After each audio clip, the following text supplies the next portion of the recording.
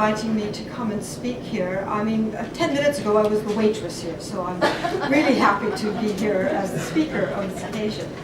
And those of you who know me know that I like to start any talk that I'm giving that has to do with women, remembering our mothers, who are our first educators. So if we're talking about the education of women and curricula, then we should remember them. Of course, our fathers too, but today we're just going to remember our mothers, or I am, and our grandmothers and our ancestors in that direction. And I'd like to just mention mine by name. My mother just passed away, so I'd like to mention her name, Carol Allen. Some of you knew her. And her mother, Anne Gunderson Morris Mitchum, who came to this country in the United States through Ellis Island at the beginning of the 20th century. And she came with her mother, Katrina Gunderson, for the purpose of furthering her education. She came from Norway, and she wasn't able, she didn't know it because she was only 6 or 5 or 7 or something, but her mother knew that they could not get the education in Norway at that time that she wanted for her children. And she brought my grandmother and my aunt and uncle to this country to get a better education, to have access to an education that was denied them. And that worked. My grandmother did get an education. She was similarly one of these people like Phineas Gage, who had something put through her head in a car accident, and she lost much of her memory and much of her life through that, although she lived many, many years. And I mention these people because these are actually, we're not talking about people in the abstract when we talk about these things we're talking about today. We're talking about real people who have aspirations and hopes, loves and hates. They can plan for the future, they remember the past, and they have aspirations for their children and for the people in their environment, which we who are here today at the Commission on the Status of Women in its 55th year are looking to acquire and achieve for ourselves and for them. That's why we bother to come, because we're not satisfied that the things that are happening in the world for women and for all people are happening fast enough and well enough for them to achieve the things that they can achieve and to release their potential. At least that's why I come. I don't know if you come for that purpose, but I come because I believe that we together can create that world that my great-grandmother Katrina was looking for when she brought her young children to live in this country. And I believe we can do it not just for people who came here, but for children and people everywhere who have those same hopes and aspirations. So when we're looking at curricula, and we're looking beyond curricula, the different curricula that exist in the world, we're looking at something that is beyond just those basic things that we all think now is not just a fundamental right for all of us, but an absolute imperative for all of us. Things like literacy and numeracy and the ability to recognize one another for who we are, human beings, and as Faraday said, not animals.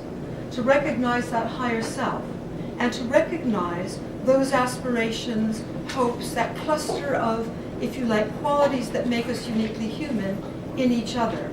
If we fail to provide that basic education, that basic curricula, we wind up with what we've got right now today that's epitomized in the Middle East, in the struggles that people are forced to implement because they cannot have their rights, their freedoms, their aspirations acknowledged and achieved. And they take to the streets and they harm each other, and they are harmed and even killed to struggle for those rights. We think we can do that better. We think we can do it through education. But if we don't struggle ourselves to achieve that, then we are doomed to violence and chaos and a path that is unfortunate for all. And therefore, today, we're looking beyond that basic curriculum into the kind of curriculum that might enable us to achieve those victories for ourselves as human beings in our higher self. Those higher selves, the things that are beyond simply feeding ourselves, very important as that is, and I think there's some lunch back there if you haven't managed it yet, but beyond those things, the things that are simply our economic well-being. What are those things that enable us to be truly noble people? And that really comes down to the question, I have a lot of questions. I have to say I don't have a lot of answers. And I'm hopeful that in the discussions that follow, we'll look for some of those answers together. I guess a question I've asked myself really every day since I went on a youth project in Glendale, Arizona in 1966 was the question, who am I really? And I think that's really what the curriculum that we're looking for needs to answer. Who am I really? Who am I in relationship to you, to my own self, and to whatever that being is that I call God, but you might not even recognize. That's fine. It's just a question of relationship. Who am I really? And I think one of the beyond curricular things that I would like to look at is, how do we address that question? I don't have the answer.